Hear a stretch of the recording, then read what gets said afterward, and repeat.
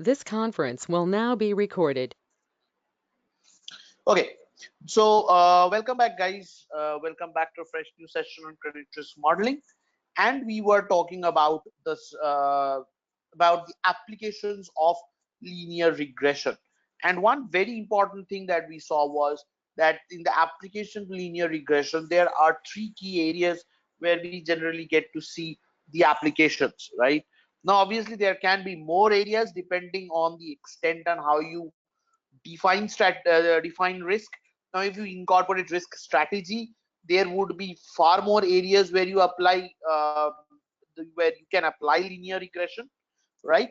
But we will be focusing on the stress testing. So we'll be focusing on three parts, right? Three applications of this development exercise, right? So we'll talk about the stress testing regulation. We'll talk about the loss given default framework and the exposure at default framework, right? Now, let's say there is so just let's recap the have a quick recap of the concepts that we had discussed in the last class. So in yesterday's session, we talked about the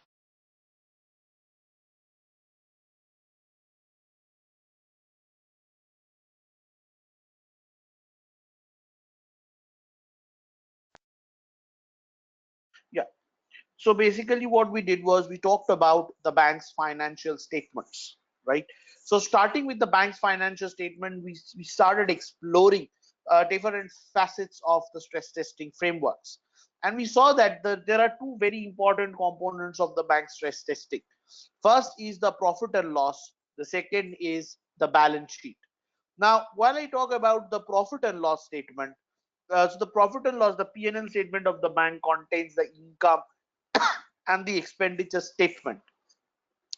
The balance sheet contains the assets and the liability plus the capital. And the accounting equation is that assets equal to liabilities plus capital. And the outcome of the income, the P&L statement is the net profit, net loss, right? That happens. Now, if the net profit is negative, that is treated as net loss. And when we talk about, so what we did was we started talking about the income statement, right? And the P&L statement. And over there, we saw that there are two sources of the income that we have over here. One is an interest income, the other is a non-interest income. And one thing that we clearly discussed was that each of these, and what we saw in yesterday's discussion was that each of these components in the income and in the expenditure in the P&L statement is impacted by the macroeconomic situations, right? And as the macroeconomic situation starts stressing itself, as you start stressing the macroeconomic situation, you tend to get the average. So what you get to see is an average. So basically, stressing them, you get to see changes in the respective uh, component in the income expenditure statement, as well as in the components of the balance sheet. So in yesterday's, so we concluded yesterday's discussion on the note that as to what and how is it that the baseline adverse and the severely adverse scenario are defined. So obviously CCAR has its own set of definitions to start off with, right? But over here in our discussion till what we had till the last class, we just tried discussing the overview essence of each of these scenarios, right? So one thing that we saw was that the baseline adverse and the severely adverse scenario has are decided as uh, as an economy continues its transition from an average scenario to a very bad downturn recessionary scenario, right? So as we say that one thing that we say is that scenarios are simulated so they are a set of simulated variables taking different levels of values, right? So scenarios are not predicted per se. So scenarios are not predicted. They are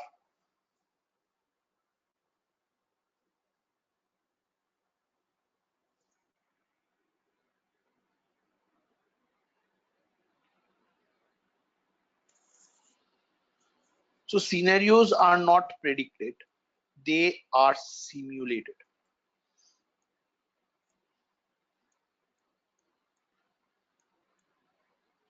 Right?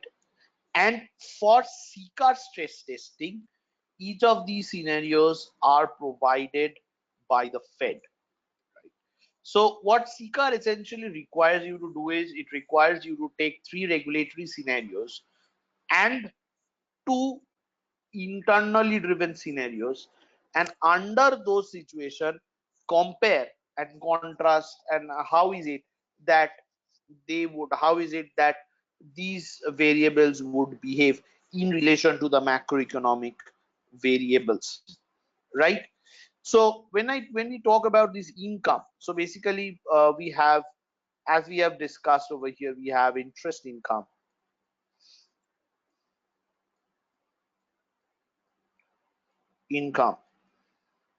which comes from the interest accrued, whichever is the interest which is outstanding and is yet to be received, right?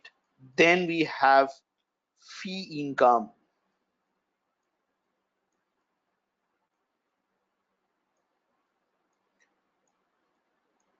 We have the bank's fee income.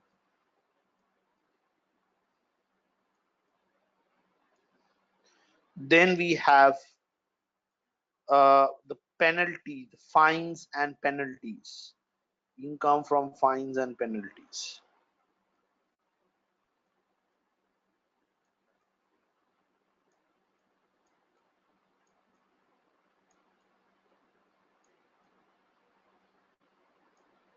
And penalties, etc. Right?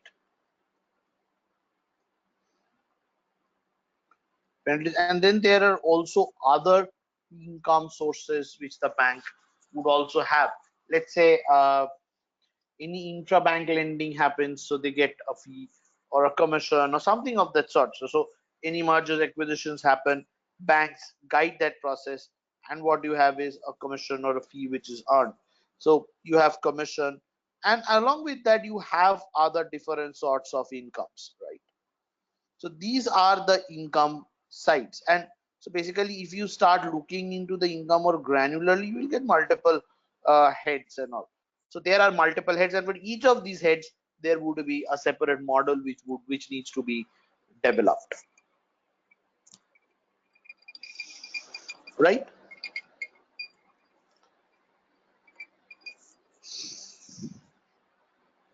Okay, now on the expenditure side, the bank obviously has, so one set of expenditure which the bank has are operating expenditures. Now, operating expenditures of the bank would comprise those heads, which the bank requires to be in operation for, so which the bank requires to be in operation. So those are the operating expenses, and operating expenses would include different sorts of expenditure heads like salaries, electricity, rent, uh, other subsidies which are given, and so on. So any function or any expenditures which the bank needs to bear to be in operation, to keep its infrastructure in the mode of operation, that is called an operating expense.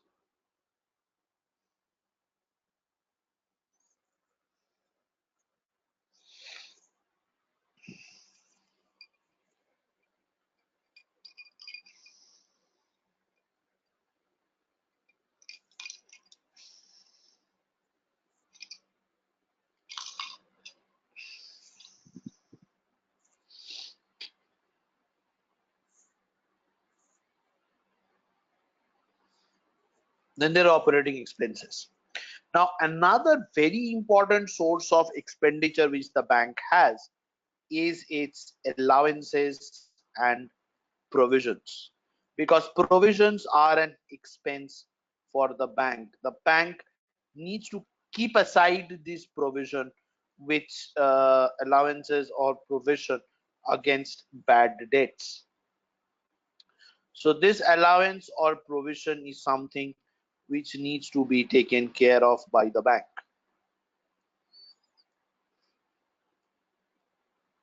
provisions, right? The allowances and provisions. The next part that the bank needs to take into account is expenditures, uh, so which are so there are some other expenditure like credit expenditures, like for example, say recovery expenditures.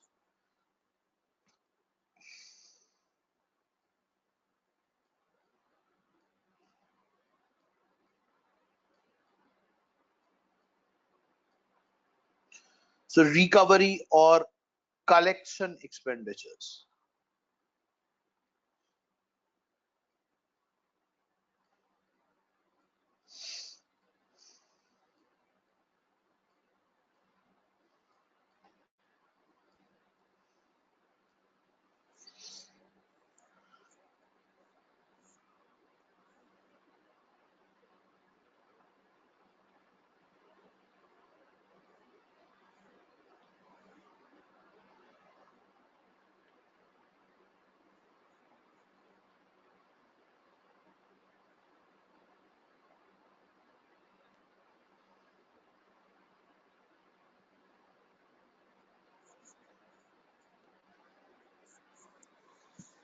Okay, so recovery, collection expenditures, and so on. So apart from this, you would have also other sources of expenditures as well, which you need to model, and each of these expenditures, mind you, would be impacting, or would be a function of some macroeconomic variables. Because one thing that we saw was that expenditures tend to go up during a stress period and income tends to go down, and hence the balance, the net profit that we calculate as a difference between the expenditures and the income side is generally lower, and it tends to turn negative as well. So the difference of these two come out to be the net loss.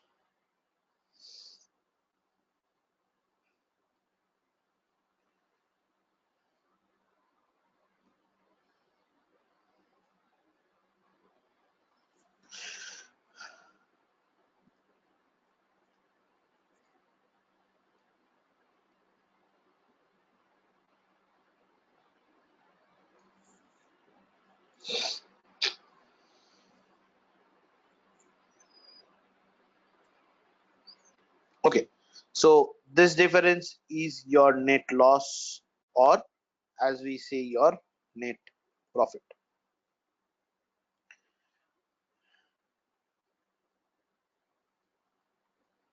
Net profit. Now, one very important part over here would involve looking into this net profit from different perspectives, from different scenarios, to look into this net loss, net profit from different perspectives, different ways, right? So that how is it that this net profit is working? How is it that this net loss is working, and so on? So basically, how would the net profit figures look like under a baseline scenario? So that becomes your reference point. How does it look under an adverse scenario? How does it look under a severely adverse scenario? So these are some of the things that we need to keep in mind. Now, other sources of expenditure are also current account expenditures and so on. So the question now that comes out is that how do we link each of these variables to your macroeconomic variables, right? Now, to understand this, there are two important things that we need to address. Number one, how does your macroeconomic variable look like? What are the challenges that you face when you are using macroeconomic variables, right? So some of the macro variables we just mentioned in the last session, we talked about some of them. We talked about the situation of an economy in in a severely adverse scenario, how it possibly could be, right? So in today's discussion, we'll talk about the macroeconomic variable. So we started talking about one of the macroeconomic variables in yesterday's class. We talked about GDP as a macroeconomic variable. Now in today's session, we'll delve deeper into them, and we'll delve more into the macroeconomic side of this GDP model, in side of these macro models. So we will try to understand their behavior from different perspectives, right? So what are the checks that must be there in order to develop the macroeconomic model? Why should those checks be there, right? And how is it that these variables should be transformed for usage into the model and so on? So this is something that we'll study, and then we'll see how the models can be developed. Because as we said that there is a challenge. Now, one thing that you saw when you were developing the linear regression model was that it was a method to approach the cross-section data. Well, the data is cross-section, but this GDP series, inflation rate, unemployment rate, they are all macroeconomic variables, right? Now, the question that comes out over here is that how is it that we would kind of deal with these time series variables, and to a time series variable, how is it that we can apply this apply this cross section approach? So that's the first question that we need to address, because your dependent variable will be any one of these income and expenditure variable. Now you don't have a problem over here because all of these are continuous variables, right? So you have a set of time series values, and you will see that when I talk about this fee income, fine, and everything, so you'll see that these variables themselves are time series variables, and there would be some kind of an association across each of these variables. So one thing that we need to understand is that how do we do that, or how is it that we need to prepare the data for running the regression model? What are the checks that we need to do? So first of all, we need to understand how is it that a time series data looks like, and what are the key checks that needs to be done in a time series data. So over here, I'm not going into time series modeling. I'm just taking a set of data, and I just wanted to understand how is it that a time series data would look like. What are the checks that you need to do on that data to ensure that the data is prepared correctly, and then you go ahead and develop your models and whatever. But before that, before doing that, there are some things which needs to be checked for these data sets, right? So for these data for these variables, you need to prepare the data. So what are the checks that you need to do to prepare the data? And to do this, we need to start with a very basic concept of time series.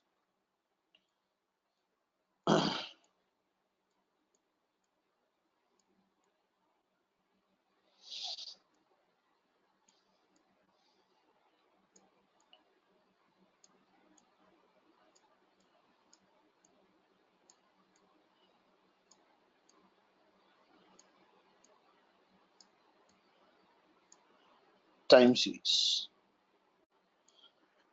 Okay, so what is a time series data? So a time series data is a data set which is where the values are ordered over time, right? So all the values are reported in an order, in a given order over time, right? So it looks something like this. Say at the 0th period, or the initial period from where the system initiates, the value is denoted as 0. So y0 stands for the value of the variable y at time t equal to 0. So t equal to 0 is the initiation point of the series, right? Then the series takes the value y1. So this is the first uh, so the first time period. Then y2, y3, like this, it keeps on going on.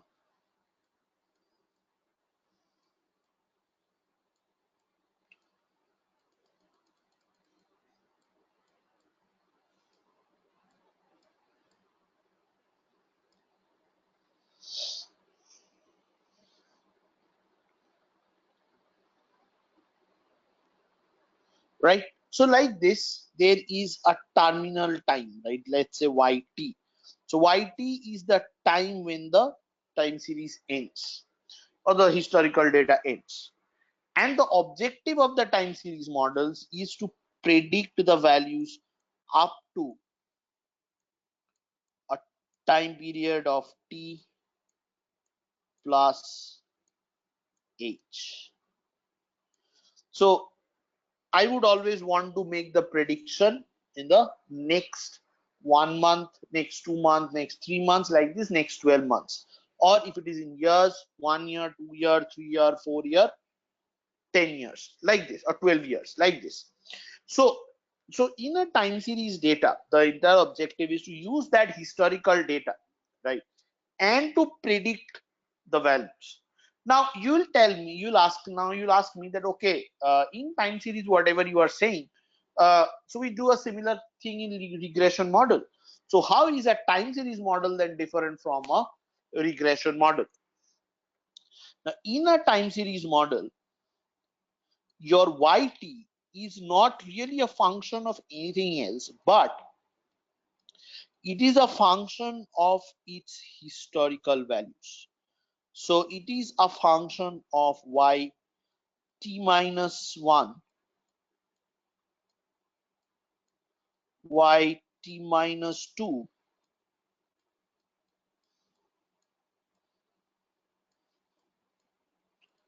like this, y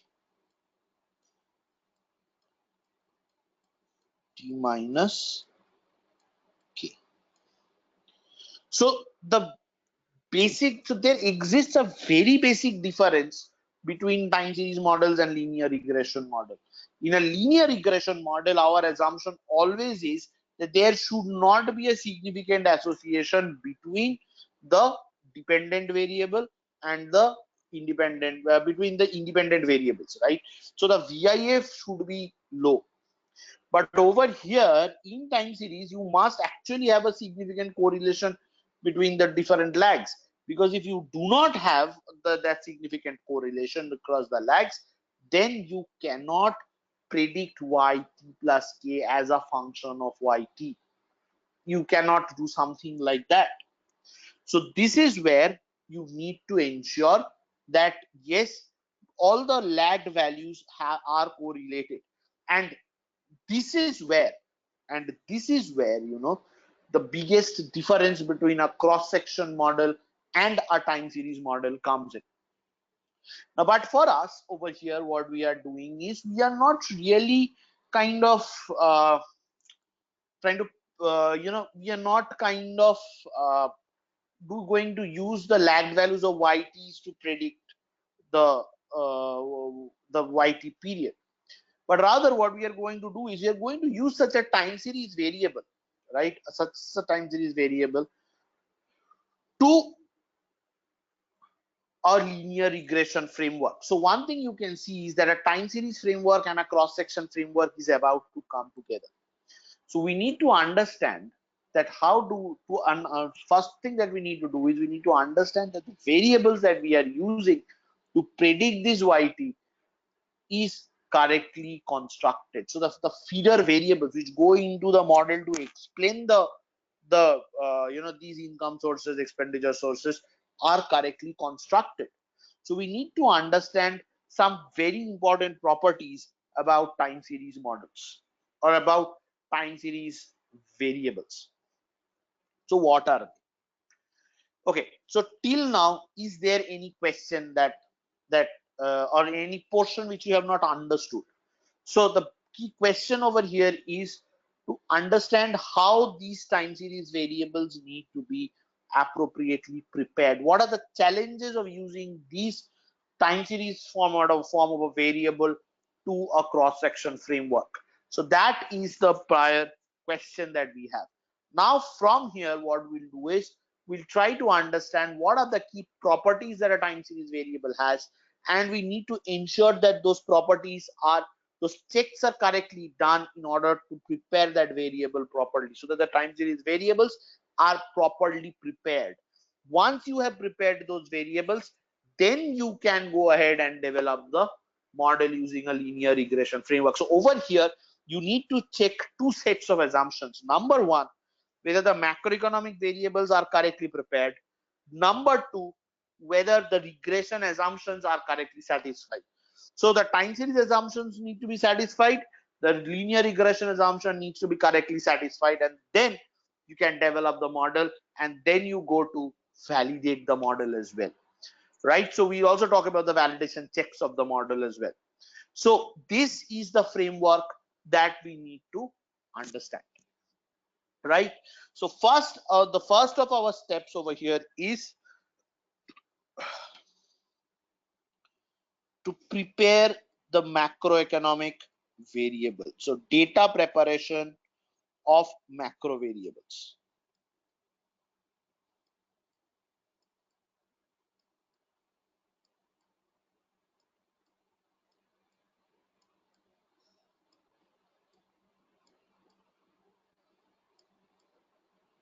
Of macro variables.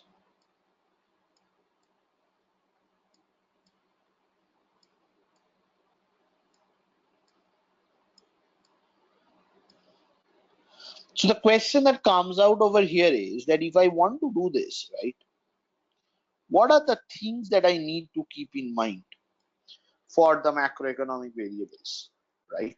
So it is not only that, so it has to be the macro variable. So individually the variables need to be checked, and when you are putting in macro variables, always remember they operate in a general equilibrium framework. So change in one macro variable will always cause a change in the other macro variable.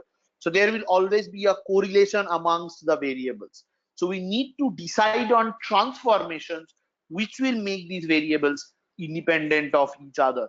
So the properties should be done in terms of the independent macroeconomic variables, and then association among the macroeconomic variables themselves. So this is what we need to address over here, right? So data prep, macro bars, and so on, right? So that is going to be the first thing that we will kind of talk about.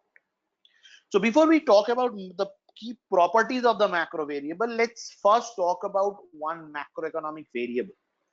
Then in reference to that, we will talk about the we'll talk about the properties that these variable that we need to test for in the variable. So as I was saying, we can test the properties of that variable in terms of stationarity and everything, and what are the key things we need to check, right?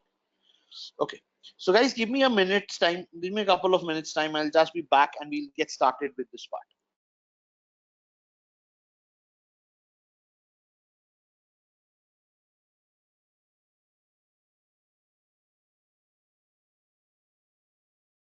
This conference will Okay, now be recorded. fine. So as we were talking about this, so one very important part, if you see this over here, if we talk about this part, right? So we talking about the data preparation, macroeconomic variables, the checks that you need to do, and the way you need to prepare your data. So let's start with the three most well-known macroeconomic variables uh, to us, right? So there are many macroeconomic variables. We'll just start with three of them. The first is GDP. Now, GDP is something which is very well known to all of us, right? And we see this being highlighted in the newspaper every other day. The second that we'll talk about over here is unemployment.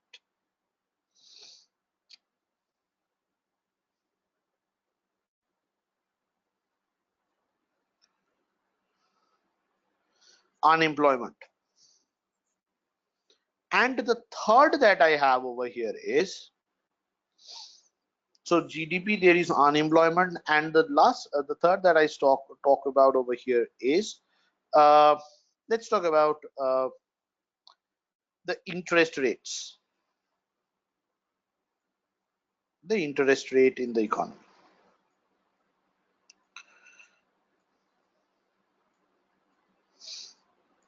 Interest rate.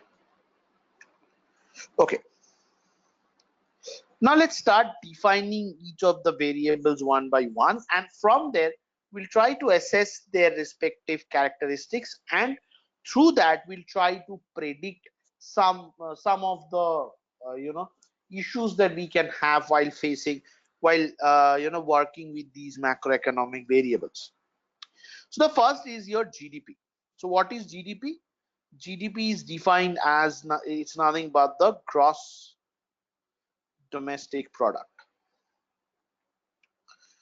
Now, what is this gross domestic product? The gross domestic product is nothing but it is the total valuation of the economic goods and services which are produced within the boundaries of an economy within a given period of time, which is mostly 1 year, and or that 1 year which they call the accounting year, right? So that accounting year can be Jan to December, it can be April to March, and whatever it is. So it's the GDP, the gross domestic product. So the GDP is the dollar valuation. It is the dollar valuation of all the goods and services. It's a dollar valuation figure. Now, so when we say that GDP growth is 5%, or I say GDP growth is 9%. So what do I mean by GDP being 5% or 9% or 9.5% or whatever, right?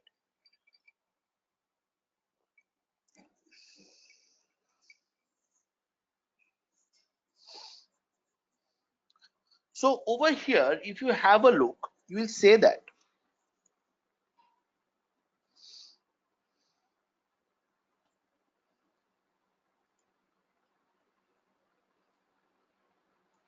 so we will not be mostly concerned about the dollar valuation, right? We as individuals would mostly be concerned into the growth of the GDP, the percentage growth of GDP, right? So whether it's 5%, 9%, 3.5%, 4.5%. So what exactly has been the growth of the GDP from the last period that you estimated to this period that you estimated, right? So that is what we want to understand when we are talking about GDP. Now, when we talk about GDP,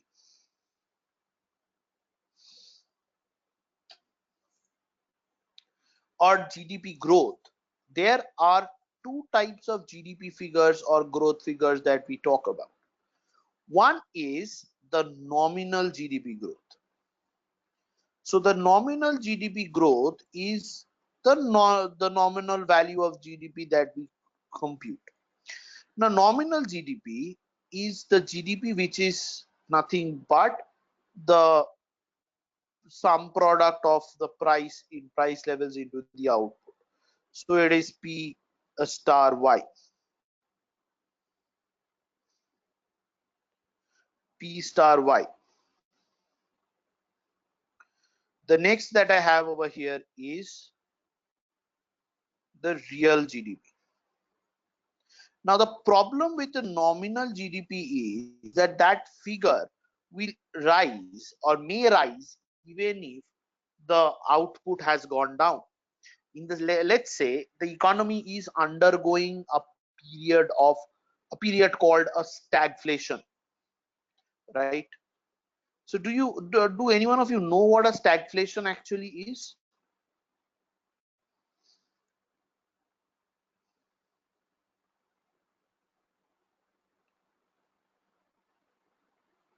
Because I think it's a state.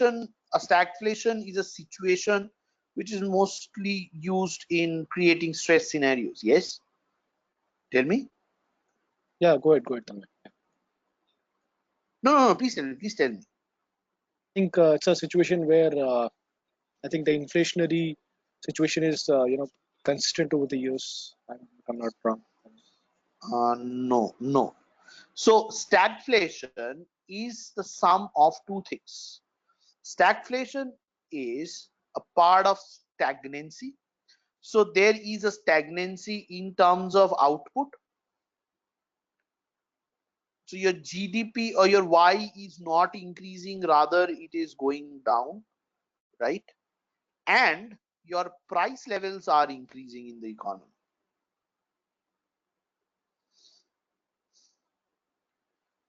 So one is that there is a stagnancy, and the second thing is that there is an inflation. So price level and stagnant, like inflation and stagnancy together creates a stagflation, right? Now in such a now what causes a stagflation? First let me address that. Now your output is not increasing, right? It means that there is a slump in demand, and let's say there is a huge tax pressure or in terms of indirect taxes. So what happens in such a situation is that even though your output is not increasing, and mostly in economies which are characterized by a lot of inefficiency and bureaucratic interference, right? So stagflation is a characteristic in such economies, as is a very important characteristic in such economies. So how does that happen? Let's say let's say there is in an economy there is only one manufacturing plant, right? Now there is an active government, and so there are the laborers, there are the capitalists or the owners of that company, of that farm, and then there are, if there is a government and support, and there will obviously be a trade union. Now what happens is that given the government interference into the production system, the trade unions tend to get very strong. So the situation that I am talking about, you may relate if you know what was the situation in India before 1991. So if you think about India in the 1970s, 1980s, so that period, right? So one thing that was happening over there was the unions were very strong, right? And they used to bargain on behalf of the workers for rises in pay hikes. Now if the pay hikes were not given, right, the workers used to go out on a strike. That's number one. The number two is, even when the prices were given the lack of monitoring and lack of competition, because the economy was a kind of a closed economy, there was a lot of inefficiencies, right?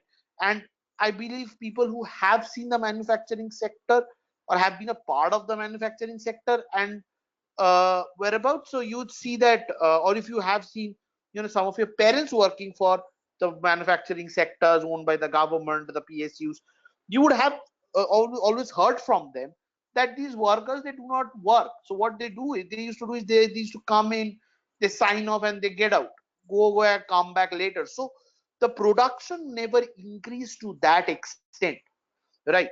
But given the unions at that point, of the strong unions, there was always a strong push for increase in wages at regular time intervals. And after a point of time, a part of these wages used to be fed into the products, the manufacturing good, and hence the manufacturing, the goods which are manufactured were very highly priced, right? So there was a gradual kind of a discrepancy between the quality and the price that was being charged, and mostly this was a characteristic of the manufacturing sectors. Now how does this add up to a stagflation?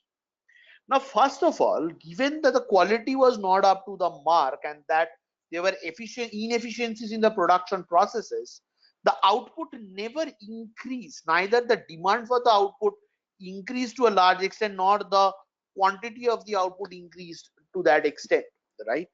So the overall output in the economies or in these manufacturing industries never were at a very competent level.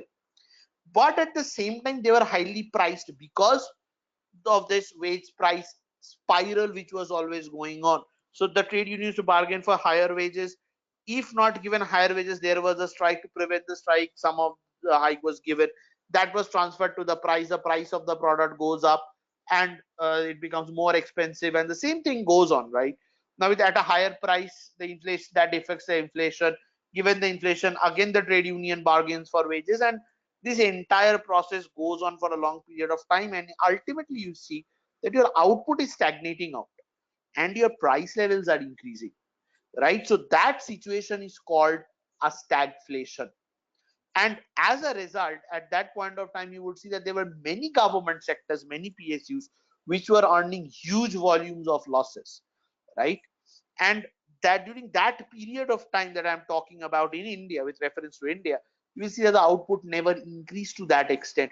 It was only after the 1991 liberalization measures which were taken up that the economy was opened to foreign competition, and when foreign competition came in, things started changing very rapidly, right? And that's the reason why, even today you see many of these uh, PSUs are sick industries. They're not earning proper profits, they're going in losses and they're shutting down, and the game continues, right?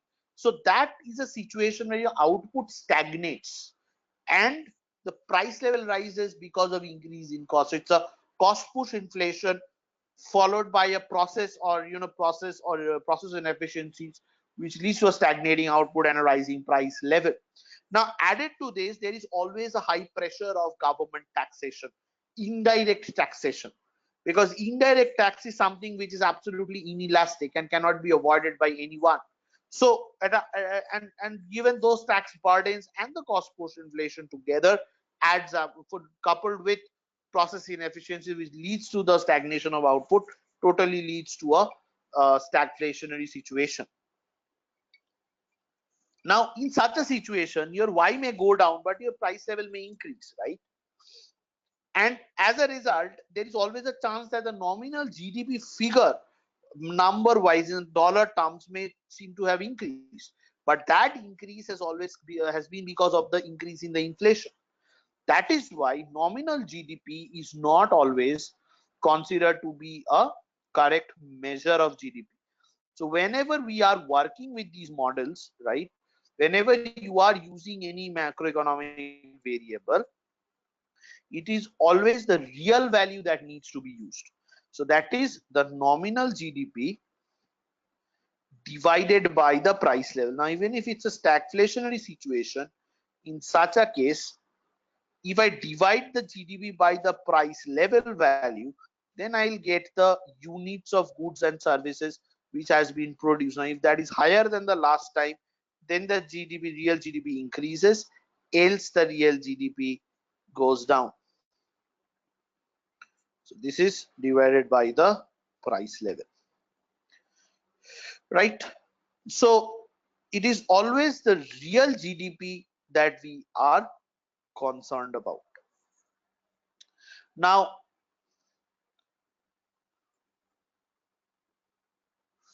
if the real GDP goes up in an economy,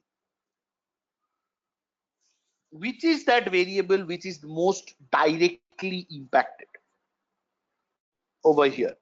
It is unemployment. Because every time the GDP in an economy goes up, right? So that means the output increases. There is always a chain of factors which follow. And understanding this chain of factor is very important in scenario analysis, because you need to choose those, you need to go through all the variables and you need to choose those variables in designing the appropriate scenario, right? So given a scenario, you need to know that, okay, these are the most appropriate variables and their respective values which I need to look into. So over here, after this is done, the most important variable which is impacted is unemployment. How? Now let's try to follow the chain of the events. What happens? Let's say the GDP, the real GDP in an economy increases. So if the real GDP in an economy has increased, it means that the productive capacity in the economy has increased.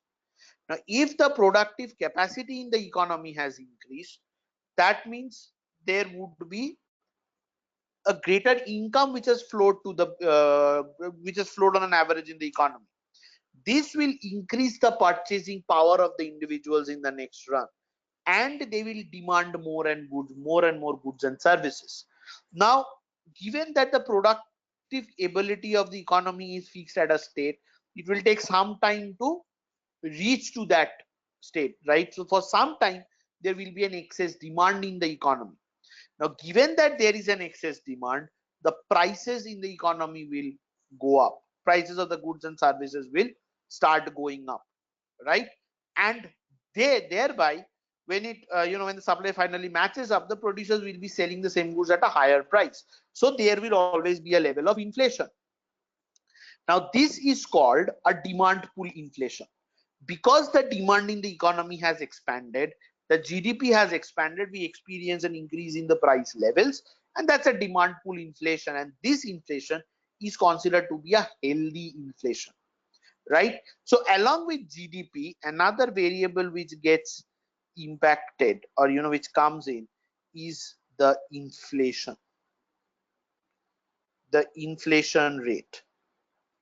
So this inflation rate is related to this particular macroeconomic variable. And even if that inflation rate, or if the increase in the price level has come about as an increase in the productive capability of the economy, you know that yes, that's a healthy inflation. So an economy which is accompanied with growth will also be accompanied by a healthy level of inflation.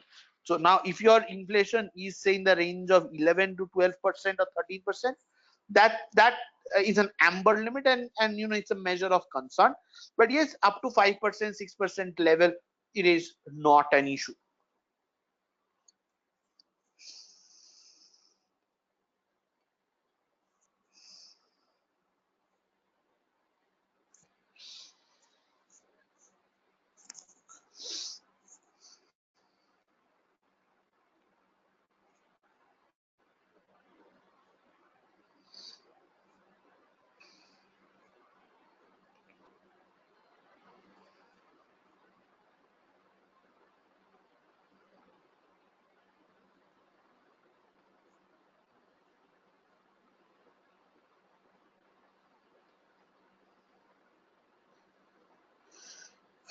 Okay.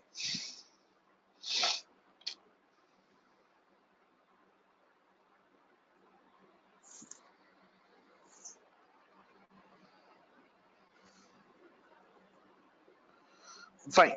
Okay, so as I was talking about it, so inflation rate becomes an important part of the macroeconomic variables as well. Now when the inflation has improved, right, and there is an expanding aggregate demand, so what is that variable which is impacted next? It is nothing but the unemployment rate in the economy. Now if you look into the economy features that, or the economic updates that we keep on getting through the different news and the media, we get to see that yes, the GDP has in the economy has contracted, the level of economic activity has gone down, and unemployment has increased. So across different sectors there are certain layoffs happening, and the overall unemployment is increasing. So unemployment is the next important part that we need to look into. Now to define the unemployment or the unemployment rate, what we do is we look into the pool of unemployed people. Now when I talk of unemployed people, I mean pool of people from that base, right, or from that base who are 18 plus years of age. So people below 18 plus years of age are not voluntarily unemployed, right? So that is not an unemployment. So they are left out of the base of unemployed individual. So when I talk about unemployed individual, I refer to in working age. So people from the working age. So pool of So, hello. unemployed individuals. Yeah, tell me. No. So Tanmay, like GDP increase in GDP is ultimately resulting in unemployment. No, That's what you're saying. No, no, no, no, no, no, inflation. no, no. No, what I'm saying is an increase in the GDP is causing the price levels in the economy to go up. So that's a healthy level of inflation, right? That's a demand pull inflation. Now this expansion in the economy is leading to a drop in unemployment, because your economic activity expands and there is more opportunity for individuals to be employed, and there are more opportunities created, so your economy is growing, the extent of economic activity is growing. To meet that, you need more and more people to work to work, right? So then your level of unemployment goes down. Sorry, I heard But like wrongly. no, it's just I think you missed out something. That's fine. Okay, so pool of unemployed individuals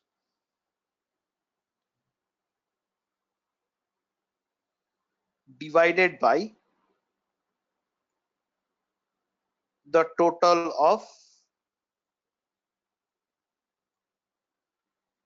individuals of working age. So out of those people who have reached their working age, when I take up this, so when I look into the fraction of the unemployed individuals, so that's the unemployment rate. Now, unemployment again is of two types. And when we talk about unemployment rate, again, we're talking about the real unemployment rate, but we don't need to consider real unemployment rate per se, because unemployment is not related to the price level, right? So now if you have a look into this, these three variables that I talked about, you will see that a very important characteristic of these three macro variables is that GDP, interest rate, and unemployment are related with each other. So if I relate them, so they are related, right? Now, if I try to develop a macroeconomic model and I put these three variables into the model, then what will happen? What will happen then is that all the three variables will be correlated amongst themselves, will get correlated, right? So there is, so expectedly there should be a high correlation between GDP, inflation, and unemployment. GDP unemployment should be negatively correlated. Inflation unemployment should be negatively correlated. GDP and inflation should be positively correlated.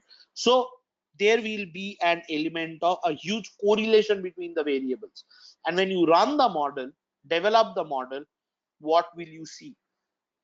What you will see is the following: that the overall fit of the model turns out to be very good, because these three variables taken together explains the let's say the fee income and whatever it is. So if the GDP rises, economic activity rises, banking activity rises, the bank earns more fee, right? GDP goes down, fee income goes down. Unemployment rises, fee income goes down. Inflation rate rises, GDP rises, fee income goes up, they go down, fee income goes down. But when you put the three together, right, there will be an inherent multicollinearity involved in here. So the first thing, and there is always an impact of GDP in inflation. There is always an impact of inflation in GDP, because when you are considering the time series data over a period of time, right, these two variables will try to reinforces one on the other. Let's say there is an increase in the output, right, and the GDP rises, the excess demand in the economy rises, supply tries to match up to that, price level rises. But now this added people who have started now working also start getting a certain amount of income in their hand. So in the next round they go out and they would start demanding the goods and services. Now when they start demanding the goods and services, again the price level will rise. Now this increased price level, right, will cause the farms to increase more, and so more output is generated. So they start working in a reinforcing manner, right? So over multiple rounds of the output, so they work with that. Now it is very difficult to disentangle the impact of these two variables. So I need to do it in a manner such that GDP is an independent variable, inflation is an independent variable. So but what I see is that there is a causality between the two again. How do I solve this? This is where the role of, so this is where the data preparation and the checks come in. So the first problem that you tend to observe over here is when you are incorporating multiple macroeconomic variables. When you choose the macroeconomic variable, is that which is the most important macroeconomic variable that I need to choose. So this is the first question that comes up. Now the second question is the lags. So how does the lags operate in the model? So do I choose a GDP of 1 lakh, 2 lakh, or the GDP of that period, and so on? How do I do it?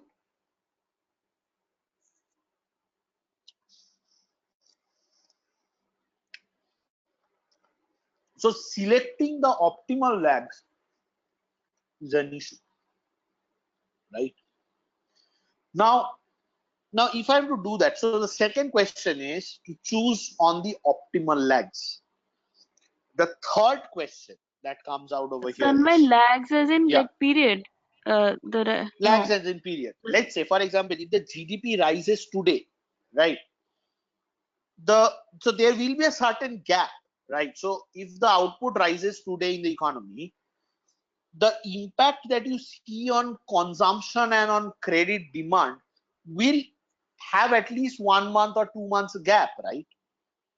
So let's say, for example, let's take a very simple example. Let's look into the fee income component.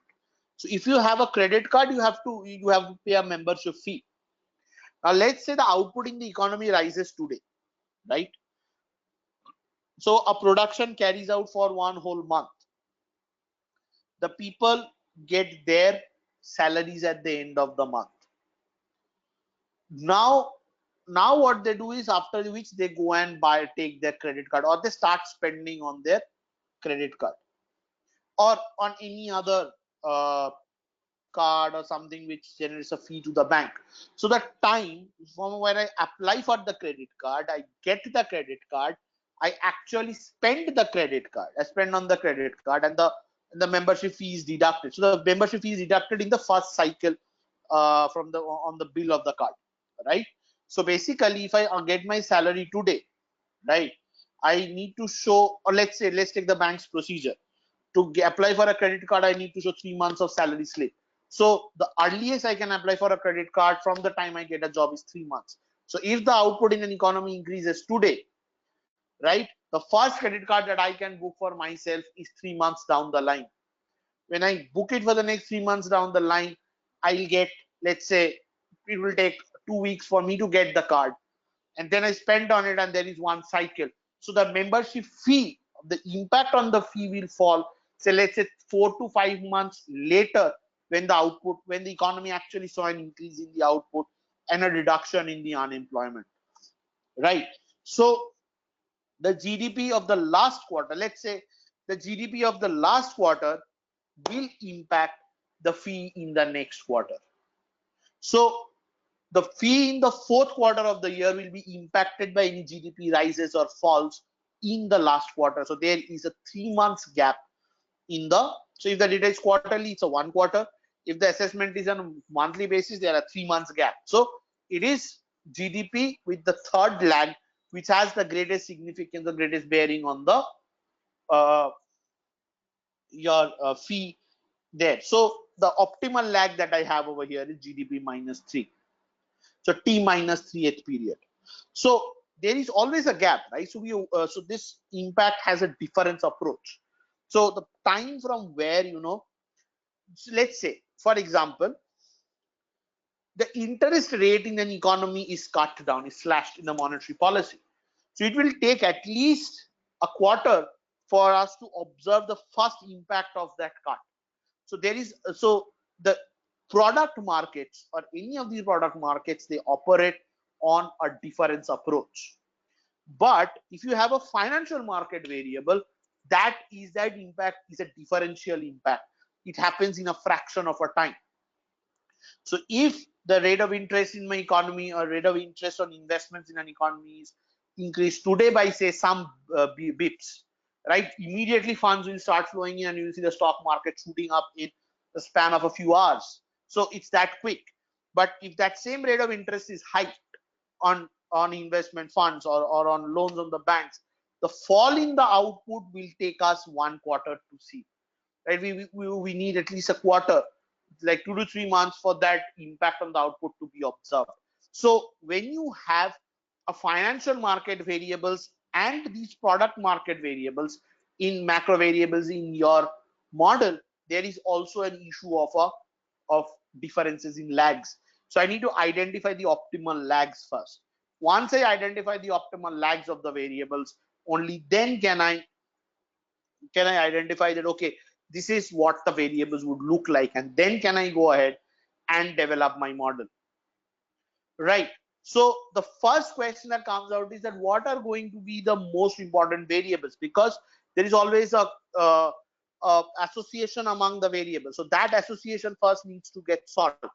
Once you solve and you get to a certain list of variables, you need to identify the appropriate lags of that variable which is impacting the target variable. So that is again where you need to kind of identify the optimal lags. Now, once you have the optimal variables and the optimal lags, what you need to ensure is that the variables are stationary in nature, that there are no things like trend or cyclicality or seasonality which is impacting the overall behavior of the variable. Otherwise, the forecast that you make will also be very volatile. So these are the three questions that you need to address when you are preparing a macroeconomic variable data, right?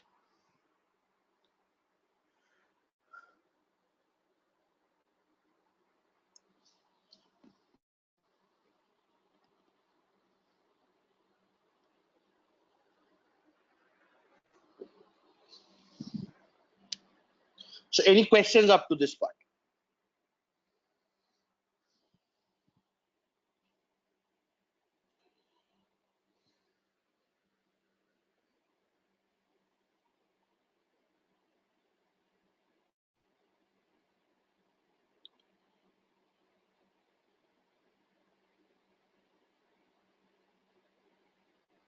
Great.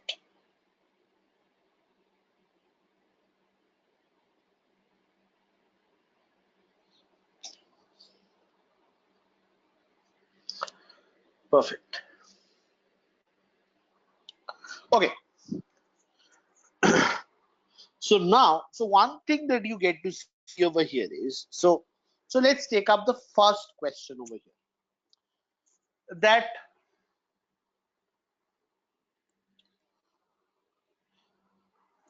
if I take these four, let's say these four macroeconomic variables, and I see that there are three, so there are these association between them. So the two questions that I need to address over here are,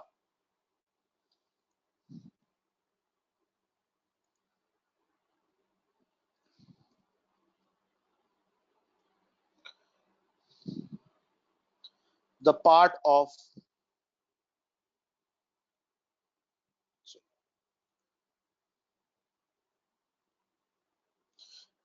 association first of all. So how are these variables associated? So all I want to know is whether or not, whether is there a long-term association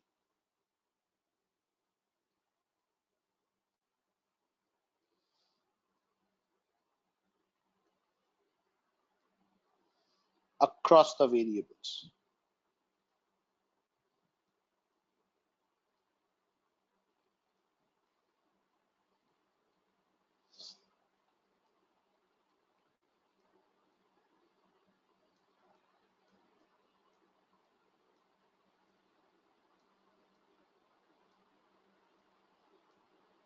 So a long-term association between the macro variables.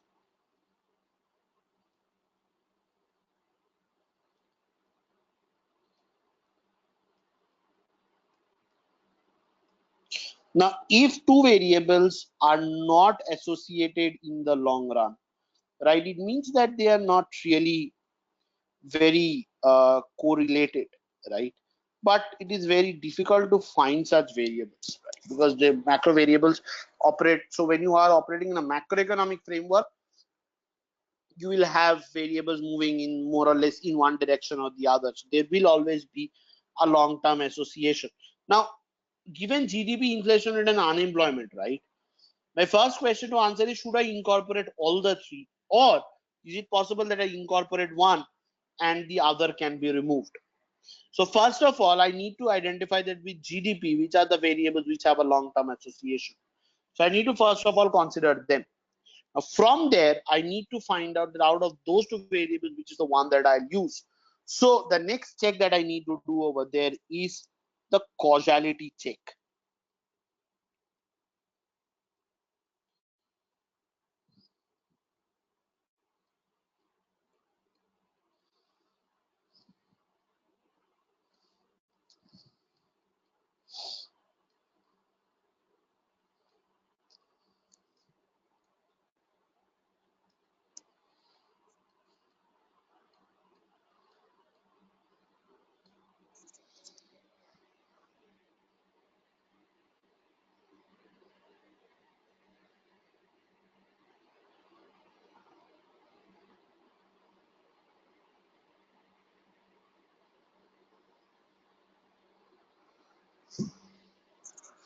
Okay, so the next thing that I need to check is the causality check.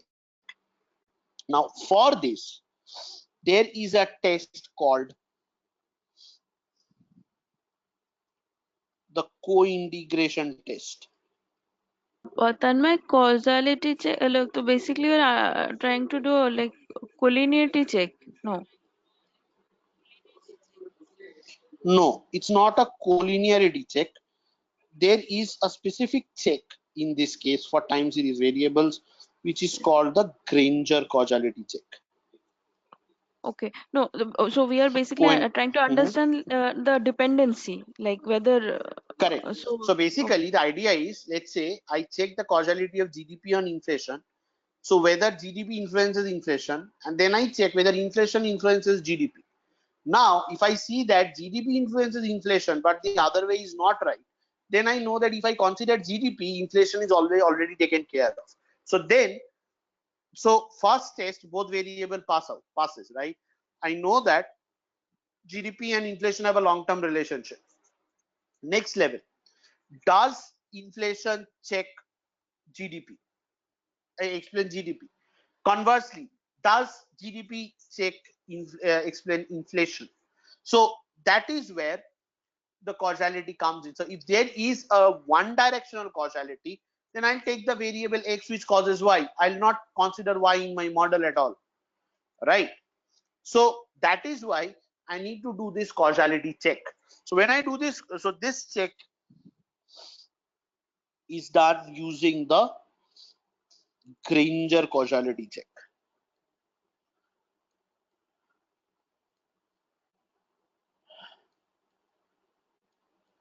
The Granger. And this causality check, Yeah. why don't we do it for the Causality, linear regression? not casuality. Causality check that if one variable is impacting another, the another one is impacting it back or not. Yeah, so because if I put both GDP and inflation rate into my model to predict the impact of their on fee income or on any of these dependent variable, then GDP and inflation will create a multicollinearity, right? No, I'm saying that this check, why don't we do it for linear regression as well, not for the specific time series No, variable? no. In linear regression, we do this check, right? So in linear regression, what do? We have all the variables, we check the VIF, right? The variance inflation factor. We do the multicollinearity check. But in a time series model, you cannot do that multicollinearity check because the variables may not be linearly associated. They may have a non-linear association as well. Now, in a linear regression, all those variables will have a linear association. So whether x is explained, x1 is explained by all the other variables is something which needs to be addressed, right? So that is where you are computing the VIF to do that. But the same thing you cannot apply to a time series data, because in time series we all know that all the variables are correlated with each other, but the way that they are correlated you cannot disentangle them. So to do that, so you can think about these two set of checks that I am talking about as a time series counterpart of the VIF test. Okay. Now there are some papers which do VIF on a time series data, but that is not actually a correct approach. Okay. So in time series, when will you say that two variables are correlated with each other? When, number one, if they have a long run association, right? So over a period of time, if they are associated with each other. So that is where whether they are co-integrated with each other. So that's why you are doing the co-integration check. Now you see that yes, they are co-integrated, but out of these two co-integrated variables, inflation and GDP, which is the one which creates the other? If GDP creates inflation, impacts inflation rate, but inflation rate does not impact GDP, if it's a one, if inflation is only caused by the movement of GDP and it's not the other way around, then I know that I'll just incorporate GDP in my model. I'll not incorporate inflation rate. So if I can do that, then I solve the problem of multicollinearity or association among the independent variables. Now, if the co-integration test fails right at the beginning, let's say there is a variable X and there is unemployment rate, right? And I pass them through a co-integration test and I see that they are not co-integrated at all. Then I'll say what? So X and Y, they don't have a long run association. So I can plug in both the variables into my model. Yeah. Right. So this is the variable selection. So these checks are being done on these time series variables to reach the final set of 4 or 5 variables which will enter into my model, and on that the linear regression will be deployed.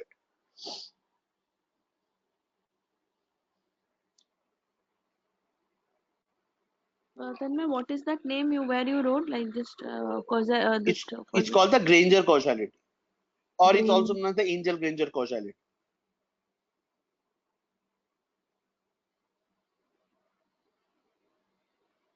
Now each of these are very so they are very these are core statistical tests which should be done before you are incorporating any time series variables into your model.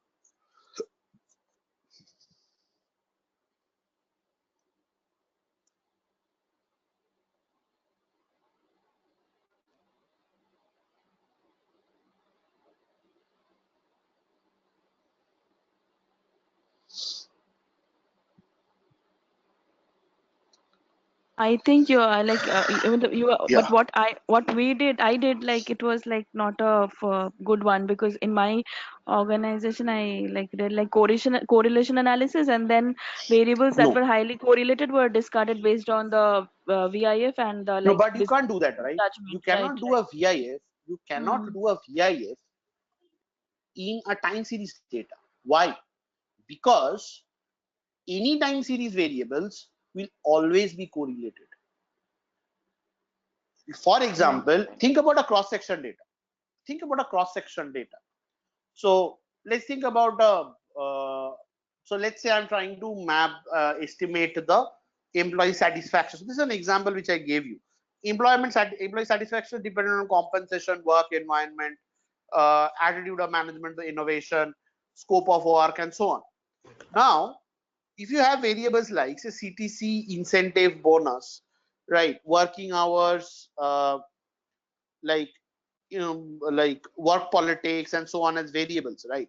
So then you can disintegrate them into two groups of variables and factor and solve that problem of multicollinearity. But think about a macroeconomic scenario in a time series framework. You cannot do that because your GDP somewhere or the other will be related to inflation. Now, when inflation happens or GDP increases, inflation happens. When inflation rises, unemployment goes down. So these are all certain relationships which tie one macro variable to the other.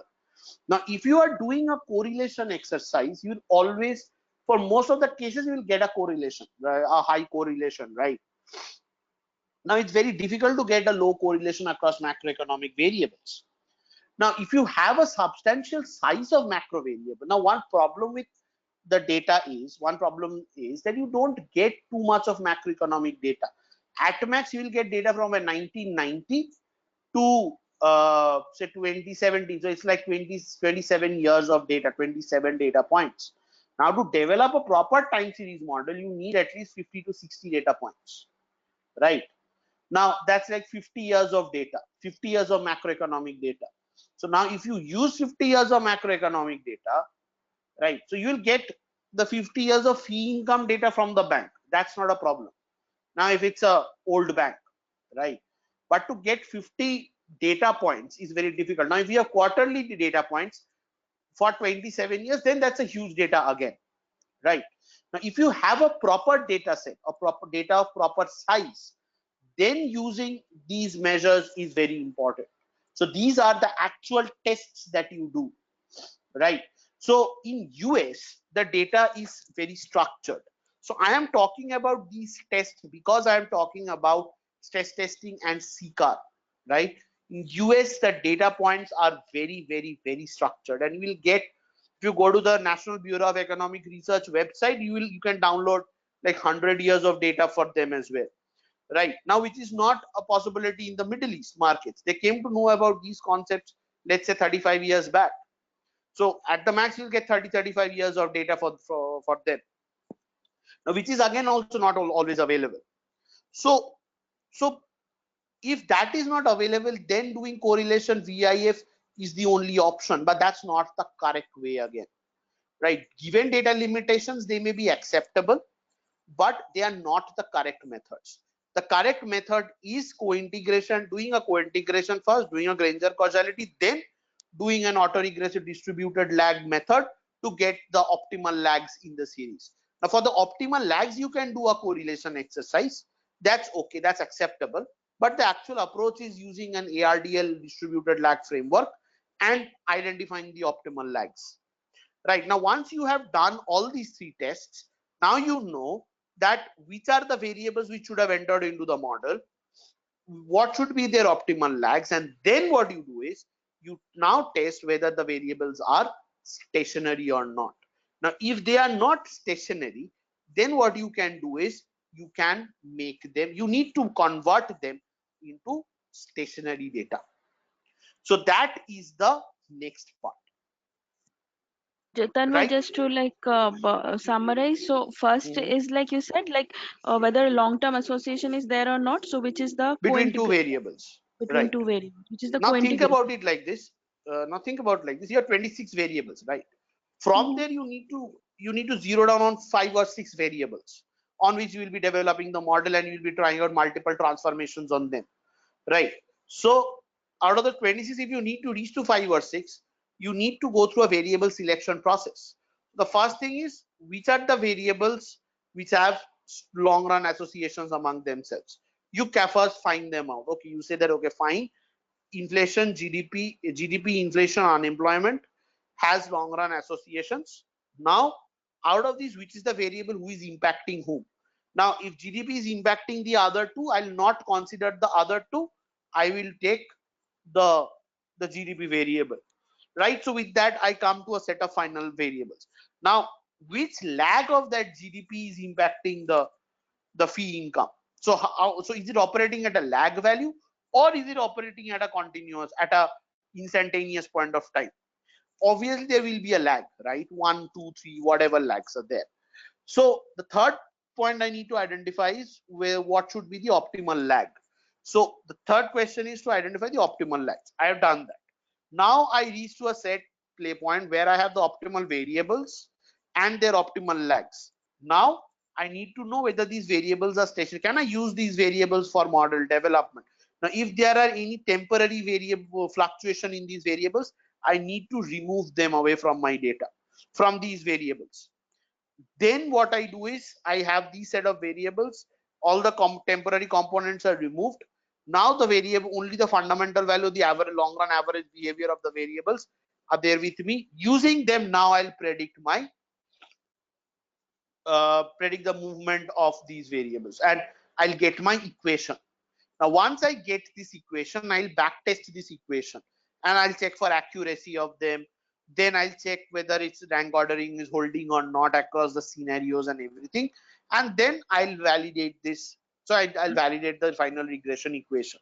So when I'm doing this, the final stage is the linear regression analysis, where you have your fees, you have the macroeconomic variables with their optimal lags, and you run an equation. Now, when you are doing that again, there are also multiple iterations which come in. So will the level values be used as a model, or do I need to try any transformation, or do I need to, so basically, will it be a log transformation? Will it be a percentage change? will it be some other transformations, and which is that version of the model which is giving me the highest accuracy and the highest stability. So you have a set of models which are derived, and then we use the Akaike information criteria, the AIC criteria, to reach to the best possible model that is there with me, right? So this is the stage or the steps of developing a proper CCAR model, Tanmay, right? hello. Sir, I have understood. One by one. Yes. First you go, then I'll Okay, come back to you. so you can tell first. Yeah. Yeah. Please tell me.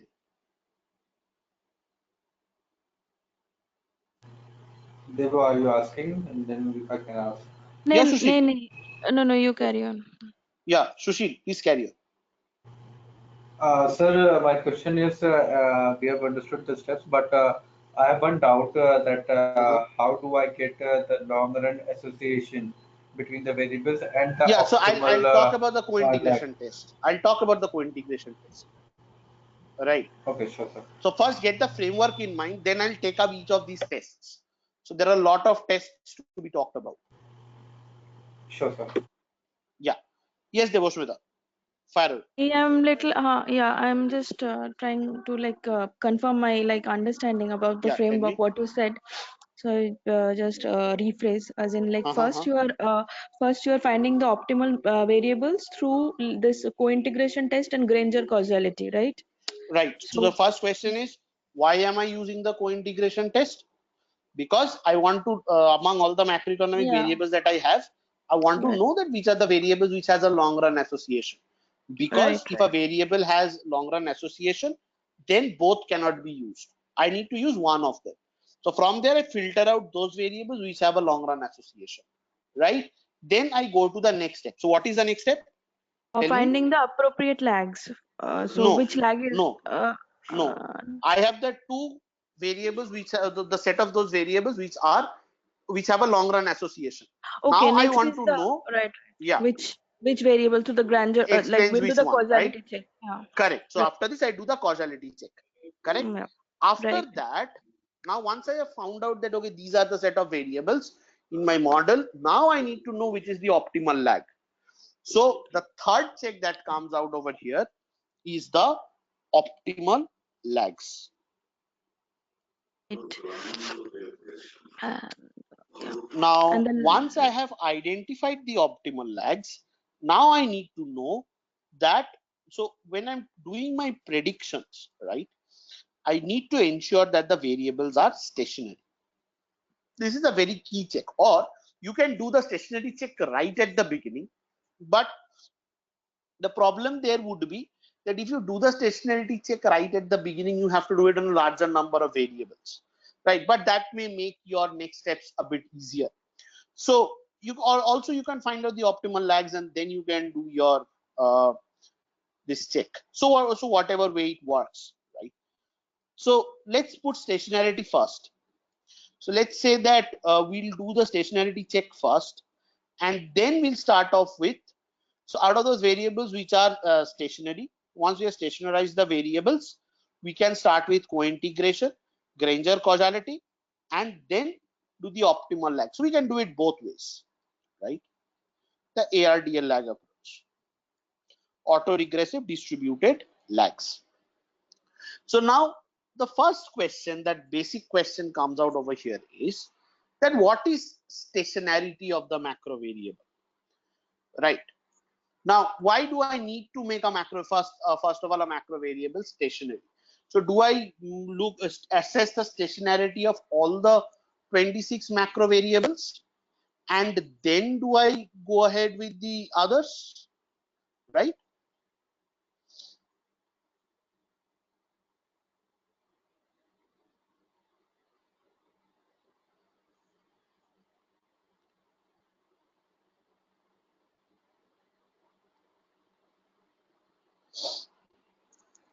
Okay. So the concepts that we next need to study are the following. Next concepts.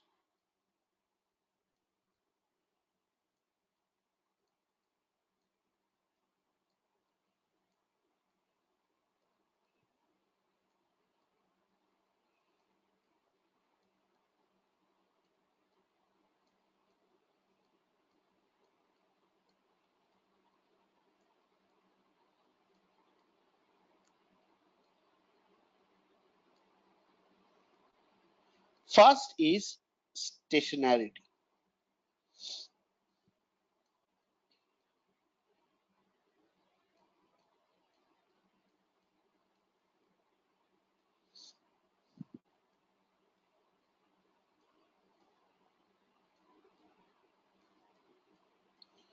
So this is the one of the basic concepts that has to be studied for a time series model. The second that we have over here is co-integration, a co-integration test, because it will follow from the concept of co-integration will follow from stationarity. So I think we should first of all start with stationarity of the variables, test the stationarity. If the variables are not stationary, we'll do transformations to make them stationary, right? Once we have done the transformations for stationarity, then so once the variables are stationarized, then we'll start with co-integration and the others. So that will make our life a bit easier, because in case if variables have a very high fluctuation, then that can be taken care of.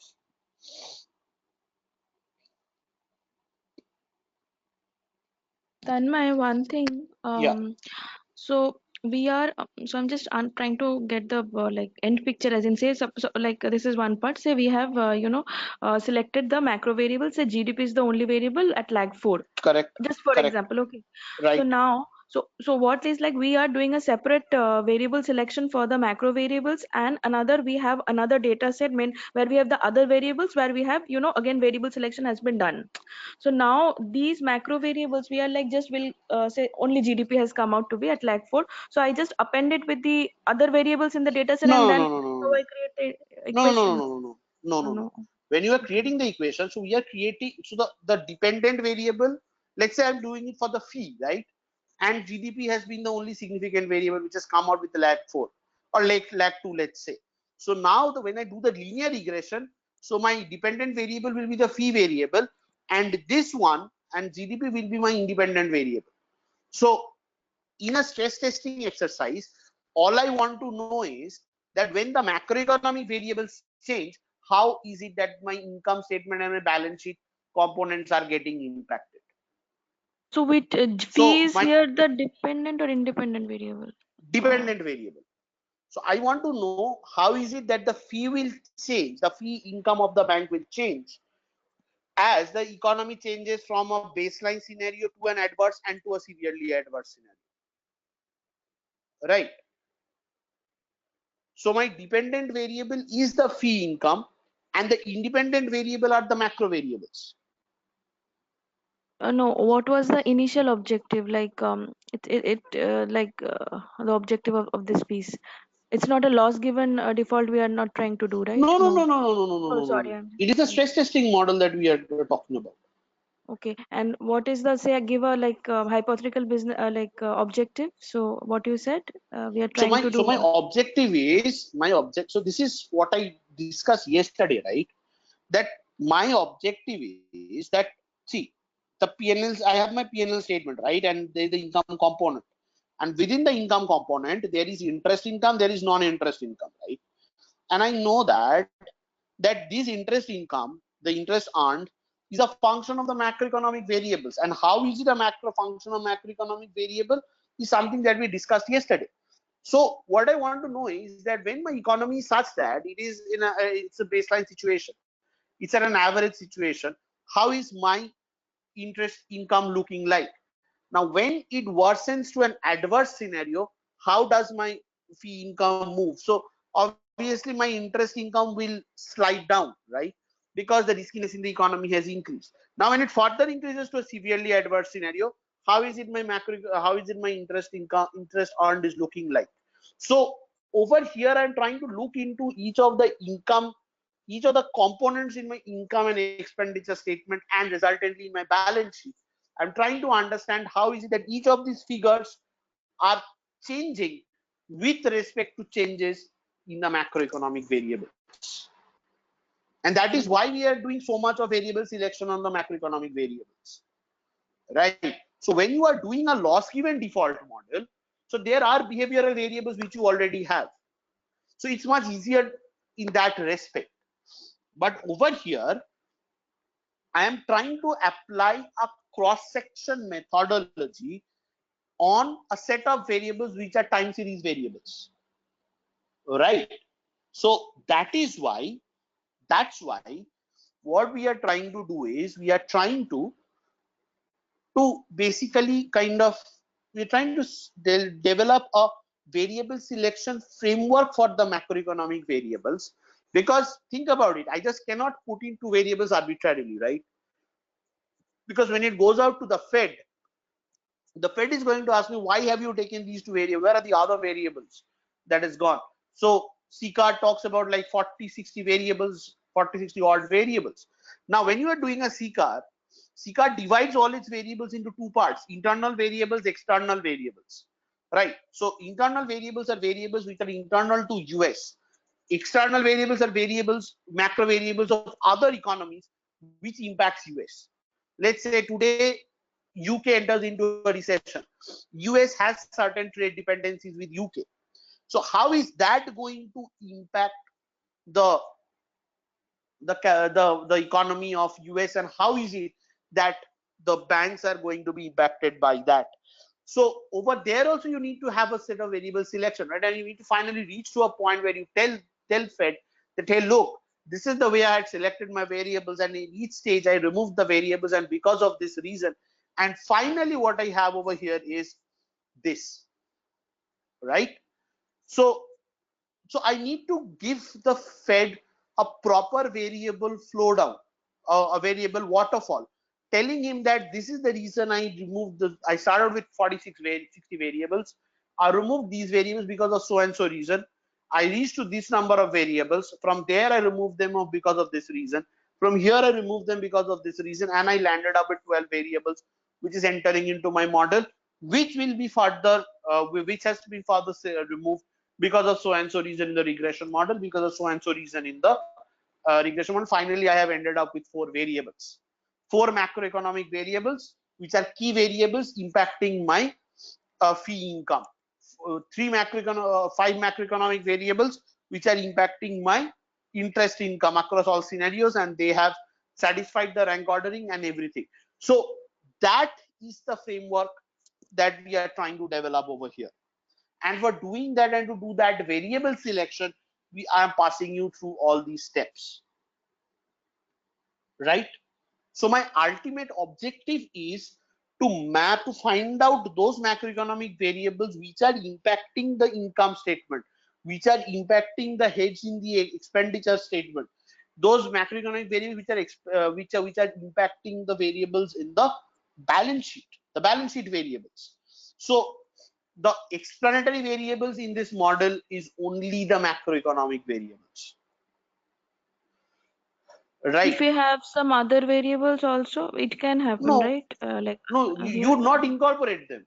It is the problem here is to understand how is it that a Okay. particular head in the income statement, expenditure statement, or in the balance sheet is impacted by the macroeconomic variables. So that Okay. is the objective of stress testing.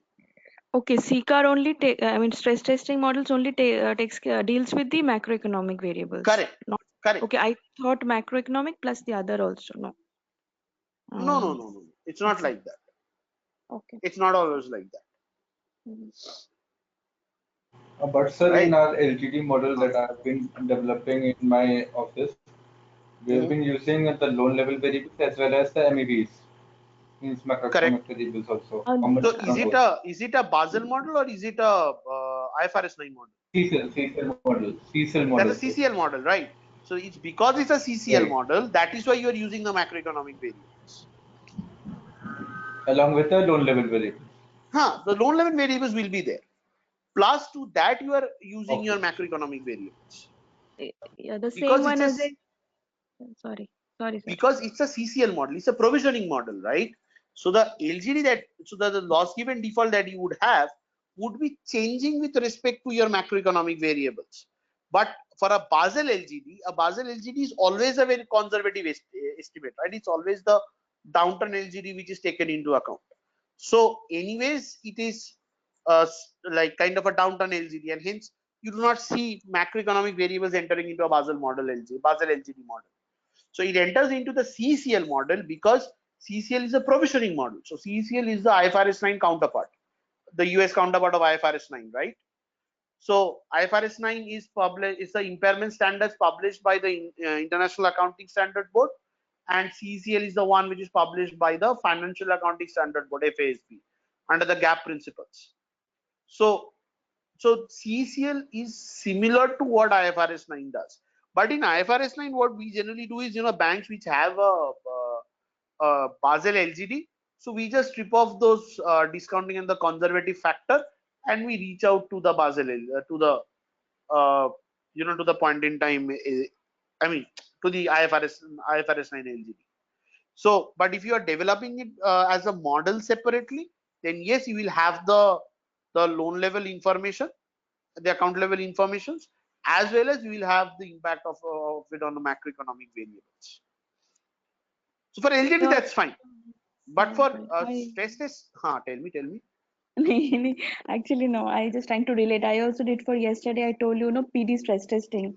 So where we took the structural variables, like which are the behavioral variables, plus this macroeconomic variables. So yeah, but you are developing a PD model, right? You are developing the PD model. To develop the PD model, you will have the behavioral models, the behavioral factors, and the macro models. Now over here you have a fee income. You have, let's say, the cash at bank of this bank, right? Now the cash at bank will reduce during downturn, will increase during upturns. So you don't need any other variables for that to be here, right? But I understood the objective is different because how the the objective is MBBs are affecting absolutely the my different. fee income. Right. Right. So if you are developing a PD model, then you need the borrower's behavior to be taken into account, and then you need the macroeconomic variable, and that too if you are developing a provisioning model PD, right? A provisioning PD model like an IFRS 9 PD or a CCL PD model. But if you are developing a Basel PD model, you don't need the macroeconomic variables, right? Because what you will be developing will be a through the cycle PD, and the data that you cover already incorporates a downturn. So through that data consideration, you are infusing the impact of the macroeconomic variables. So when you use a data, let's say 10 or 12 years long, you are incorporating all possible macroeconomic situations into that, and then you are developing the PD model. So it's only the behavioral factors, because the behavioral factors will capture the impact of the macro variables. But when you are developing a provisioning model PD, you are using the most recent portfolio features, right? The most recent portfolio characters, let's say last 2 years, 3 years. So that is where you need to incorporate macroeconomic variables, to incorporate the macroeconomic factors, the impact of macroeconomic factors into your model. Correct. So that's where this thing needs to be taken care of. And I believe both of you are developing provisioning models. They were not Basel models, I guess, right? For me, it was a behavior, the PD, like internal. So you are stress testing your internal PD model, and your internal PD model would not have data more than 18 to 24 months, right? No, it's a Basel model. Sorry. Actually, I worked on the model monitoring part, so I read the documents. So it's a like, no, it's a Basel. It's a 10 years, 2000, I think 7 or 8 till 2000. So it's a 10 years data. No, if sorry. it's a 10 years data, so then why would you need macroeconomic variables in that model? Maybe I don't know. Maybe like I'll just take it offline, like so that's Sure. what. Just check that and get back to me, because if there is something which I need to research on, then I'll do it at my end as well. No, I'm also not clear in certain places, so I'll just discuss. Sure. Once you go through the document again, just let me know. Thank you. That's fine. That is fine. That's absolutely okay. Fine. So these are the few tests that we need to do, right? So I'll not start with the tests today. I'll send the recording of yesterday's session and today's session together. So I'll share out 2 links to you, right? These are 2 GoToMeeting links where the recordings have been saved. So just click on the link today itself and get them downloaded, right? Because so even though this is a licensed GoToMeeting version, there is no issue, but I don't know if after a point of time you may not be able to access. It's only the admin who can access the recordings all the times. So if I'm sending it out to you, the link I think expires in 48 hours or 24 hours. So just get it downloaded today itself. And if you're unable to download, tell me, then I'll download and put it on the drives. Right? So just do it today itself. I'll share out the links, let's say next half an hour. Both the links. Can I just one question? Mhm. So, you have any idea like on the wrong way risk when we calculate the wrong way risk part? So for the specific asset, so are there any different models for I mean, or any modifications done to the LGD or the PD models for the wrong way risk calculations? So what risk are you saying? Wrong way risk. Wrong way risk, yeah. So like, What's that?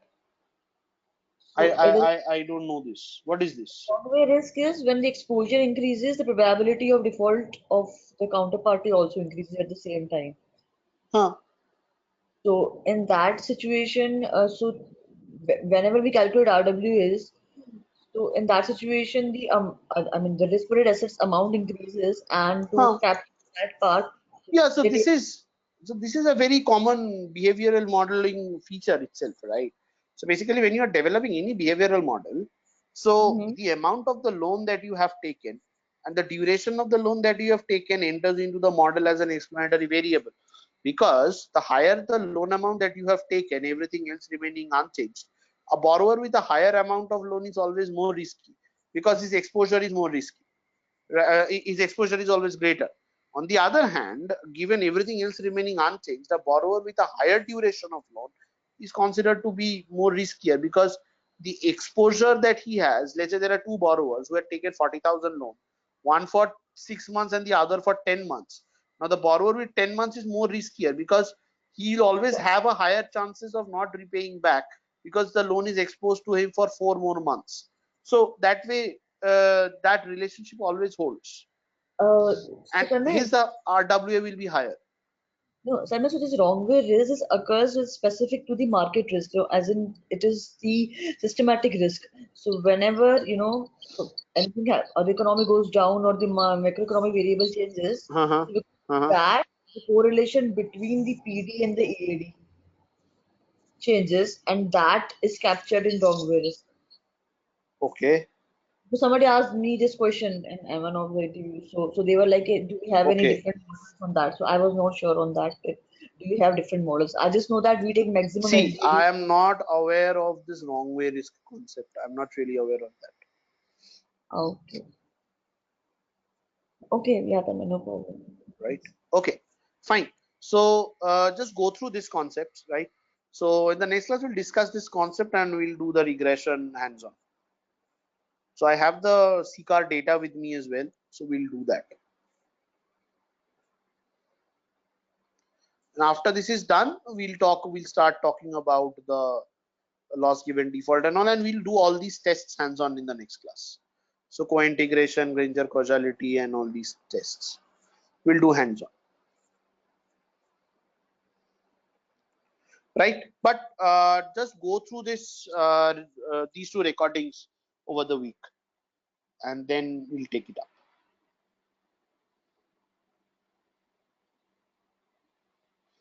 Okay, so thank you guys. Thank you for your time. Have a great weekend, whatever left, and have a great week ahead. Bye bye.